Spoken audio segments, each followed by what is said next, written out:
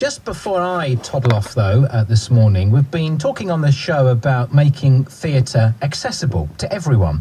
And Harlow Playhouse are working with inventor Jack Ezra from Birchanger. He's been developing a new captions technology for deaf people, for people hard of hearing, who enjoy the theatre and the cinema, which will be used in their brand new Invisible Subtitles experience. Their matinee performance of the musical Copacabana on Saturday the 4th of October will be the first time it's been used. Well, BBC Essex reporter Chris Penhall has been along to find out more. It's called Invisible Subtitles, and the reason for that is that usually in a cinema situation or a theatre situation, they do have subtitles, but they're kind of quite intrusive, where the audience have to see the subtitles. Particularly with a live situation, they have sort of LED type displays which are quite prominent, and they're very distracting from seeing the action on stage. So invisible subtitling is our new technology, which just looks like a black monitor or a row of monitors, and they don't distract anybody because you don't really realize that they're even there or they're on. But when you put the magic glasses on, which are kind of like 3D glasses, the subtitles come to life.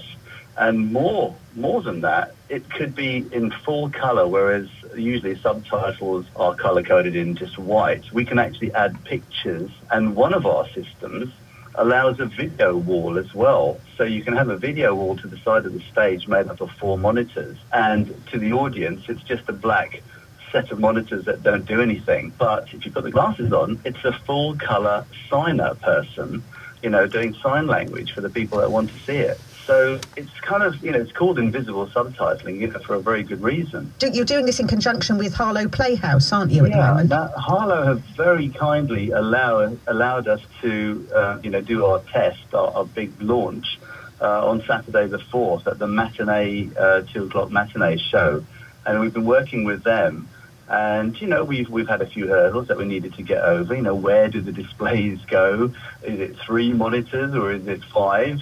So we've had a few things to try out. And, we'll be actually launching it for the first time, trying it out for the first time on that day. And that's a live theatre performance? That is a live theatre performance.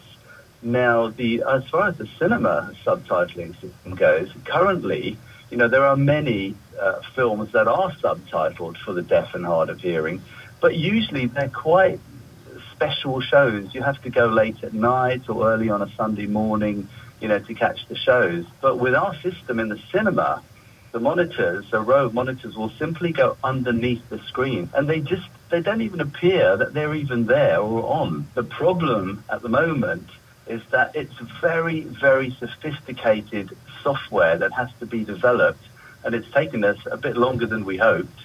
But we're working in conjunction with Cineworld and Odeon to get over some of the encryption problems. So the software is a little bit problematic there, but we're getting there. We did a test at Cineworld a few months ago, and they were really pleased with it. So why did you decide to develop the technology? It started with a little tea party that I went to at my brother's house, and I met a friend who's deaf, and she'd just come back from testing some Sony glasses, I think Leicester Square Odeon.